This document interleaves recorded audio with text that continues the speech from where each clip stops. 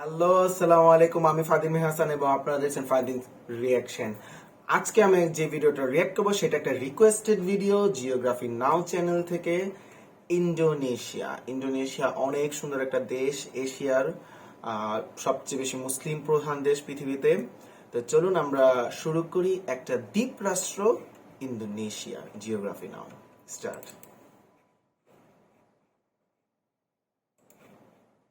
Everybody, so if you don't know anything about Indonesia, basically all you have to know is that it's kind of like the Hawaii of the Muslim world, but it's like huge. It's like the biggest state, and with orangutans. And that's it, just no punchline. Oh. Let's just go to the intro song. Sorry. It's time to learn geography. No! Hey everybody, I'm your host Barbie. So as some of you know, I've been to Indonesia one time on one island for like 3 hours. I ate one dish, so basically I'm like the Indonesia expert, right? Well, if not, I'm kind of like the only guy on YouTube doing full profile videos like this. So for now, you'll just have to kind of deal with me for like the next 12 or so minutes. Woohoo! Default! Alright, so again, if you don't know anything about Indonesia, it's basically like if the Middle East and South Asia had an incredibly colorful, loud, somewhat explosive set of babies. Like thousands of them. Okay, that doesn't really help. First of all, Indonesia is the world's largest archipelago nation located right where the Indian Ocean meets the Pacific Ocean on the incredibly clustered set of islands making 6 countries known commonly as Nusantara or the Malay Archipelago. Indonesian Archipelago. Sure, whatever makes you happy. Indonesia actually has land borders with 3 of these countries, East Timor, Papua New Guinea, and Malaysia, on the biggest island, Borneo or Kalimantan, which is one of the world's only 2 triple split nation islands, the other one being Cyprus. Although technically if you include the UN buffer zone, it's kind of like 4 entities, but the UN isn't a country, whatever, just watch the Cyprus episode. The country is divided into 34 provinces, 5 of which have special administrative statuses, with the capital and most populous city, Jakarta, located on Java, the world's most populous island with nearly half the entire population of Indonesia in it. The largest cities after Jakarta are Surabaya and Bandung, both located on Java Island, and Medan, located on Sumatra. Jakarta Soekarno Hatta International, Bali's Ngurah Rai International in Despansar, and Surabaya's Juanda International. Now here's where things get a little speculative. Today there are still arguments claimed as to exactly how many islands Indonesia has. The National Coordinating Agency for Surveying and Mapping says Indonesia has about 13,500. The National Institute of Aeronautics and Space Agency says that it has about 18,300, whereas the Indonesian government claims about 17,500. But whatever the point is, there's a lot of them. Over 8,800 have names, and over 900 of them are permanently inhabited. You would think they are the country with the most islands, but surprisingly, Finland and Canada beat them. But a lot of their islands are kind of like little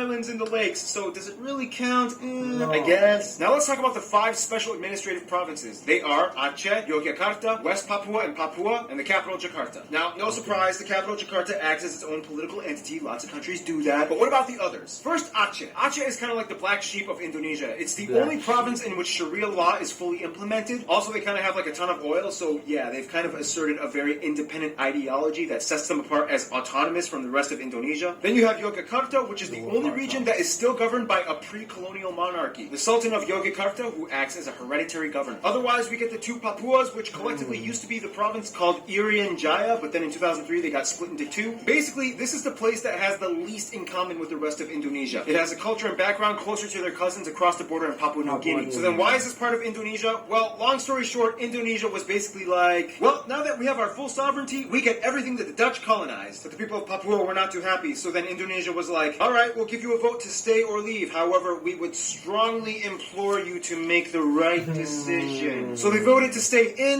A lot of people complained. There's still some current opposition. And to this day, the area has a relatively high level of autonomy. And the government kind of just leaves them alone, except for when it comes to mining for resources. Oh, and the South Maluku area also kind of has like an independence dispute thing kind of going on, but the major opponents to the Indonesian government are primarily based in the Netherlands. Then you have the strange Riau Islands, which look like they should belong to Malaysia, but they don't, even though they have a strong Malay-derived culture. Then you have the Ambalat Sea Block, which has a ton of oil that both they and Malaysia argue over. So that essentially covers most of the administrative divisions of Indonesia. Some of the most notable spots of interest in Indonesia might include the National Monument and Museum, Royal Keratan na Yogyakarta Palace, Ratu Boko, the Magelang and Chicken Shit churches, Borobudur, disputably the largest Buddhist temple in the world, Maimun Palace, the Taman Sari Underground Mosque, the Equator Monument, the Pura Ulun Danu Bratan Lake Temples. Yeah, try to say that 5 times fast. Pura Ulun Danu Batan Lake. The Millennium Bridge, the Sacred Monkey Temple, the Hellmouth or Elephant Cave, 7-story pagoda of Cebu, the smoked mummy villages of Aikim and Jiwika in Papua, or if you're lazy, you can just go to the Taman Mini Indonesia Indah Park, which kind of has like a bunch of replicas of all the famed sites in Indonesia. Oh, and keep in mind, there's Dutch colonial-style buildings all over, too many ancient temples and pagodas to list, but no matter how many buildings and landmarks are built, they will never compare to what Mother Nature has done. Which brings us to...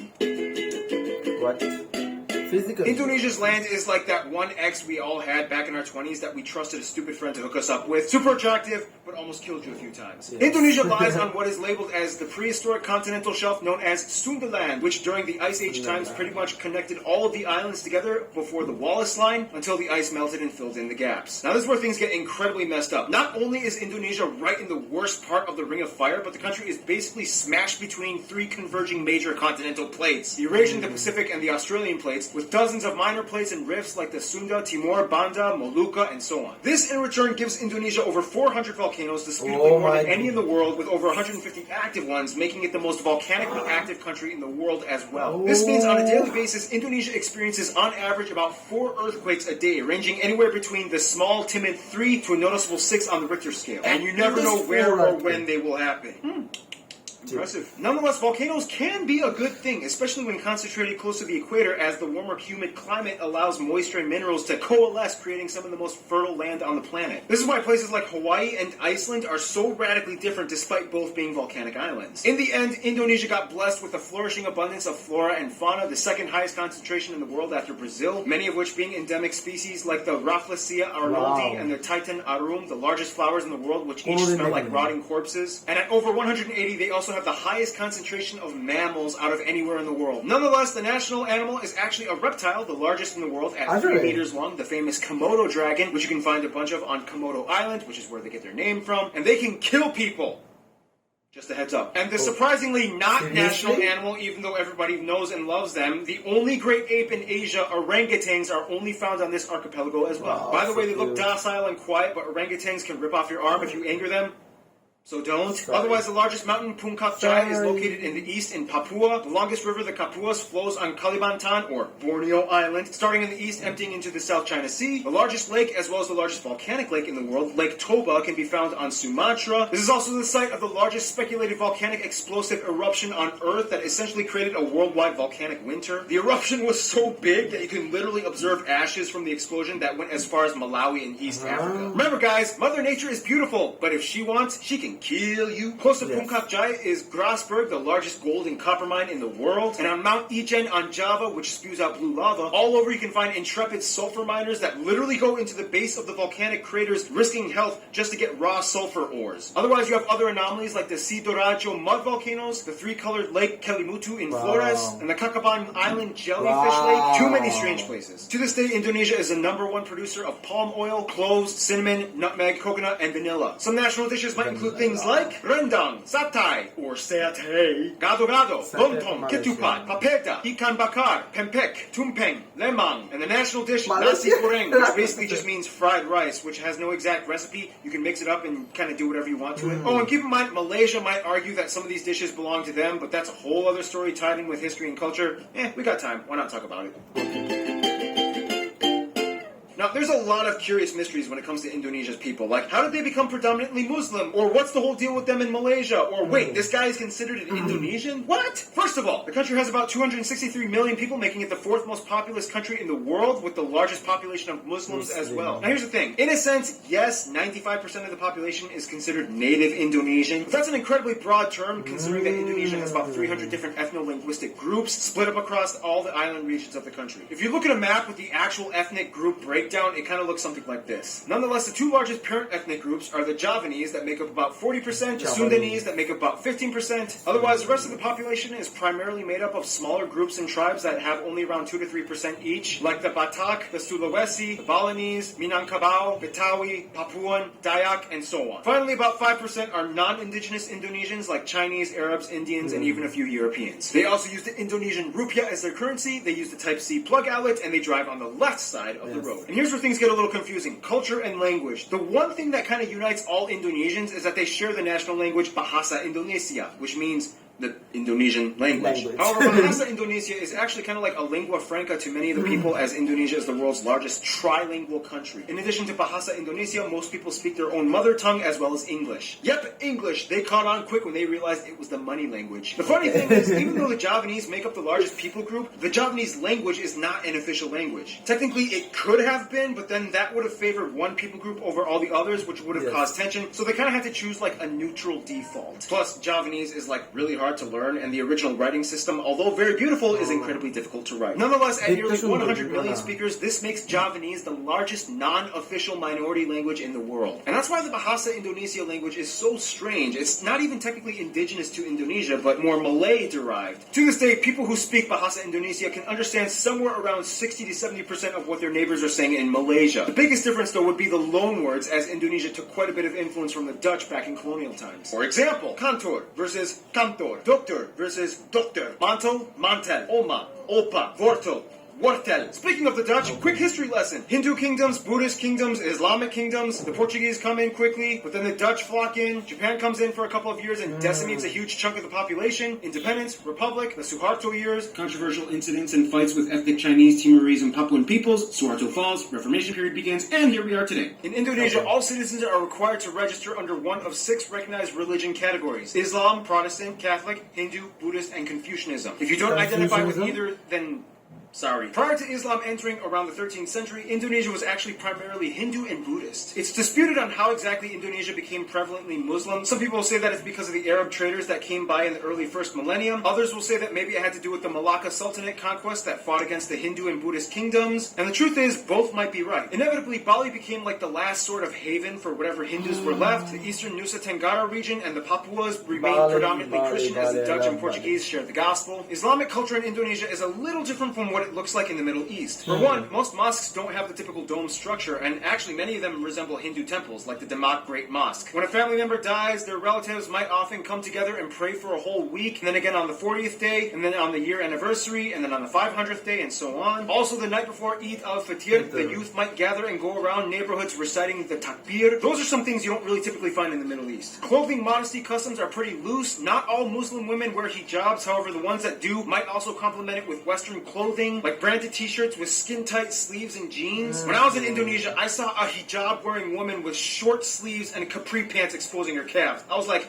can they do that? Now, in terms of culture, again, it depends on where you are, and many indigenous peoples still follow ancient traditions. Everything from the Minangkabau candle dance to the gamelan players of Yogyakarta, Wayang Javanese shadow puppetry, Balinese festivals, Sumatran pencaksilat martial art tournaments, Kenya motif paintings of the Kalimantan tribes, the deadly Pasola game played by Sumba peoples, Karabang cow racing on Madura Island, the strange burial traditions of the Toraja people, and everywhere you can find those pointy longhouses. Otherwise, some notable people of Indonesian descent might include people like the first president Sukarno, Gada Maja, R.A. Kartini, B.J. Habibie, Iko Uwais, Yayan Ruhian, Sisep Arif Rahman, Agnes Monica, Iwan Fals, Anggun, Megawati Sukarno Putri, the Hartono brothers, and YouTubers Brian Emanuel and Raditya Dika. Now, it's so hard to cover Indonesia's culture because there's so many different people groups, each with their own cultures. It's insanely colorful and rich. I wish we could cover more, but we gotta move on to some diplomatics, shall we?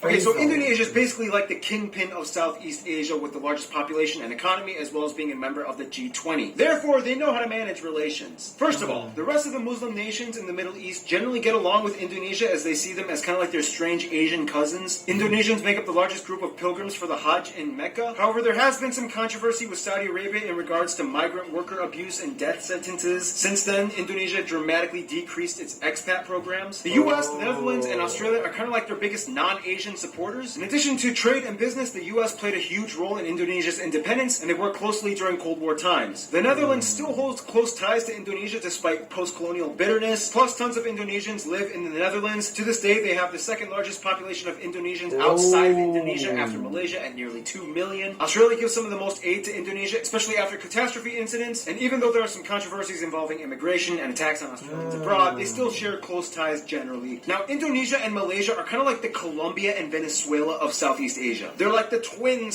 separated at birth and have a strange love-hate relationship. Malays accuse Indonesians of stealing their culture and language. Indonesians accuse them of not being grateful for all their help during war times. But when they actually meet up as people, it's like they're totally brothers. Nonetheless, most Indonesians I talk to have said Japan is probably their best friend, which is funny because Japan kind of really messed things up during World War II. Nonetheless, they've moved on, and today Japan makes up the largest export partner. Tourists flock in year-round, and the two have been building each other up for over half a century. In conclusion, Indonesia's people are very much like their islands, numerous, with lush, colorful, strange diversity. Sometimes a cyclone, earthquake, or volcano of controversy erupts, but at the end of the day, they still flourish together as one. Stay tuned, Iran! Okay, video শেষ।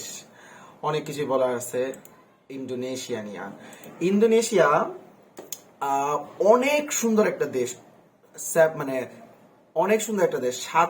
17,000-এর বেশি island নিয়ে গঠিত একটা দেশ। সরকারিভাবে হিসাব, সেই দেশটা এত সুন্দর, সেখানে ব্রাজিলের পর সবচেয়ে বেশি প্রাণী বৈচিত্র্য আছে। কোথায়? ইন্দোনেশিয়াতে। এবং ইন্দোনেশিয়ার মুসলিম প্রধান দেশ, দ্বিতীয় সর্বোচ্চ মুসলিম প্রধান, না দ্বিতীয় না, প্রথম সর্বোচ্চ মুসলিম প্রধান দেশ। এবং এই দেশটা ভীষণ সুন্দর। ওই দেশে প্রচুর ভলকানো আছে, প্রচুর আপনার ক্লাইমেট ডিসঅর্ডার চলে, প্রচুর ভূমিকম্প হয়, প্রচুর বন্যা হয়, জলোচ্ছ্বাস হয়, কিন্তু end of the day Indonesia is beautiful and cultural. সেখানে দেখেন এতগুলা দ্বীপ নিয়ে যেহেতু গঠিত, প্রতিটা দ্বীপে এক এক ধরনের মানুষ থাকে, তো তাদেরকে নিয়ে তারা সবাই কিন্তু একটা বিন্দুতে মিলিত, সেটা হলো তারা ইন্দোনেশিয়ান। তাছাড়া ইন্দোনেশিয়ার বালিতে যাওয়ার আমার খুবই শখ ছিল। বালি মনে করেন পৃথিবীতে জান্নাত, মানে পৃথিবীতে জান্নাত, এবং সেখানে খুব কম খরচে যাওয়া যায়। আমার খুব ইচ্ছা ছিল, কিন্তু করোনা প্যান্ডামিক সবাইরই হতাশ করছে, আমাকে হতাশ করছে, আমি যেতে পারিনি। তবে ইনশাল্লাহ আমি বালি যাব, এবং বালি ট্যুর এই চ্যানেলে আমি আপলোড দেব। আপনারা সাথে থাকবেন, পাশে থাকবেন। আজকে এই পর্যন্ত। আমার চ্যানেলটি সাবস্ক্রাইব করবেন। আসসালামু আলাইকুম, বাই।